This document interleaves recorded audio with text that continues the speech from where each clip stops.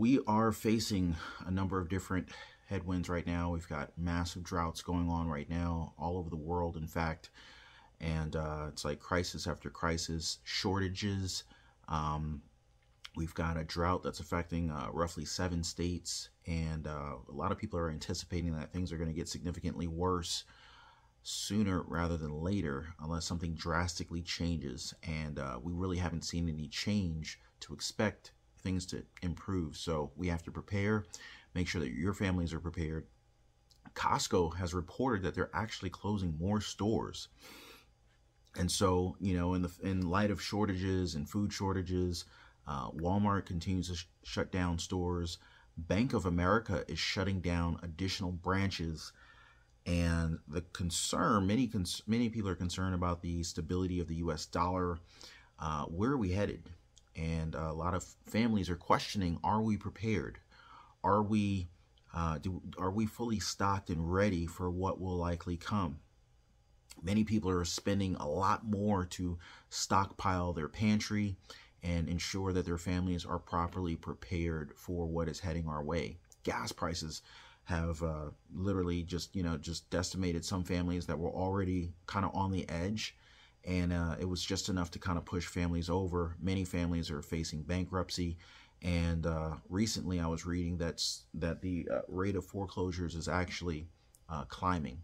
So, yeah, we've got a lot to deal with right now. And not too long ago, President Biden and the Biden administration is basically saying that we're not in a recession. However, at the same time, news has come out that the GDP has proven that we have actually already gone through 2 quarters of negative GDP. And so by some people's definitions, and from the definitions or from the historical, if you look at financial history analytics for finances, every previous recession included 2 quarters of negative GDP. And looking at a number of different definitions for what a recession is, it includes 2 quarters of negative GDP.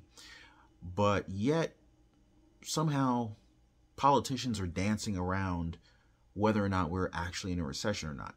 Now, I'll be honest with you, whether you want to name the pig, Mo or Curly, it really doesn't matter. If your finances are, if you're struggling financially, I guess it really doesn't matter if you're in a recession or not. But the question is that a lot of people have on their minds is, why is the government trying to avoid the label of a recession? Now, Federal Reserve has, Fed Chair Jerome Powell has recently raised interest rates yet again, another 75 basis points, in a very aggressive attempt to address inflation. Now, in spite of having raised these interest rates, we are still heading higher in terms of inflation. So, now the Federal Reserve Bank of Minneapolis, they, on the other hand, they're saying that inflation poses a larger potential threat than a recession does. So are they trying to essentially divert our attention away from a recession so that we focus on inflation only? Are we to pretend that a recession isn't real and that there's no negative consequences, or that the consequences of a recession are minuscule in comparison to the threat of further inflation? So, this is a big question. Now, from the Federal Reserve, they're saying that they're going to do everything that they can to avoid a recession, but that they are committed to bringing down inflation. And so clearly inflation is their priority, and a recession is obviously not a priority for them. Now, if you're debating whether or not the United States is in a recession, according to the Federal Reserve, we're asking the wrong questions. So you guys let me know in the comments down below. Are we in a recession? Are we not? Now, last month, inflation jumped to a 4-year decade high, rising 9.1% from a year ago. Now, at the same time, the labor market, according to the reports, it's still showing strong. And so, we've seen jobs increase by 372,000 new jobs last month. This is also at the same time while unemployment rates is sticking to around 3.6%.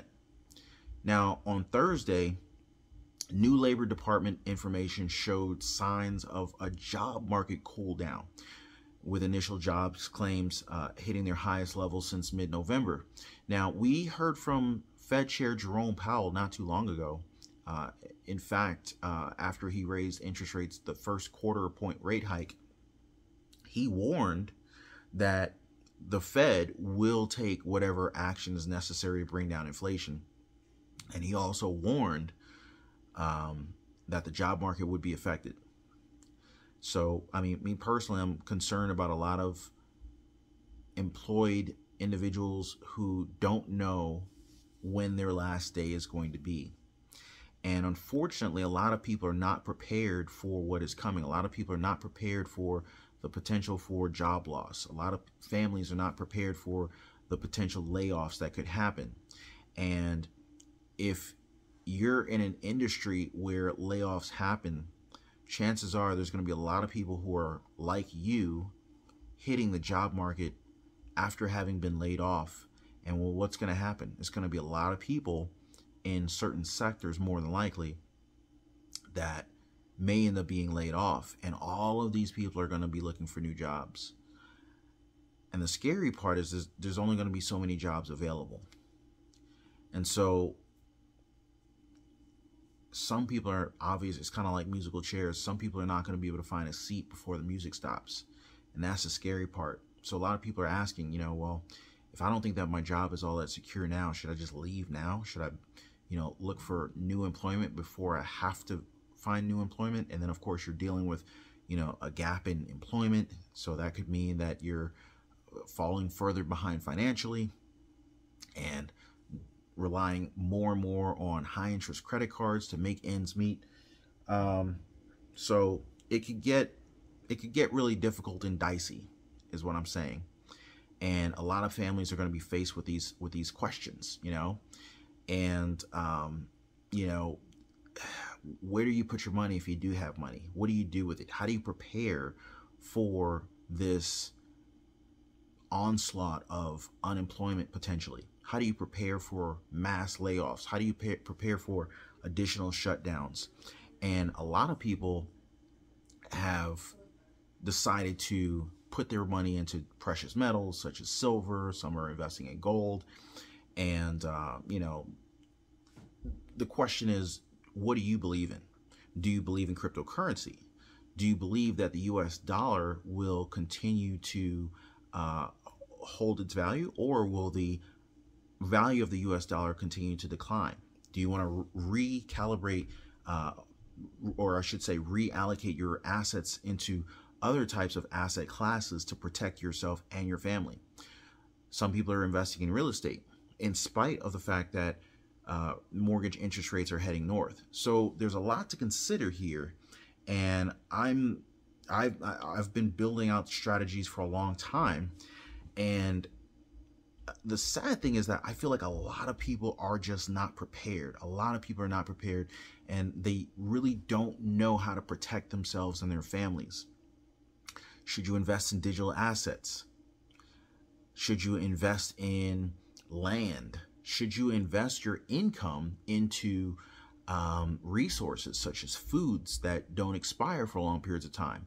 Should you invest your money into properties that offer storage capacity to others and basically rent it out? There's a number of different things that you can do with your cash to preserve the cash, not really to preserve the cash itself, but to preserve the value. Because theoretically, if the US dollar continues to decline, that would mean that other assets that are based in US dollar values will increase. And this is what we've seen quite a bit when you see a weaker dollar. This is what we've seen when inflation runs rampant.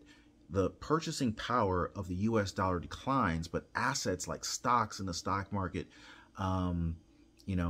assets like real estate will tend to appreciate faster in the face of inflation, because the very dollars that are losing purchasing power there's more of those dollars required to purchase the assets.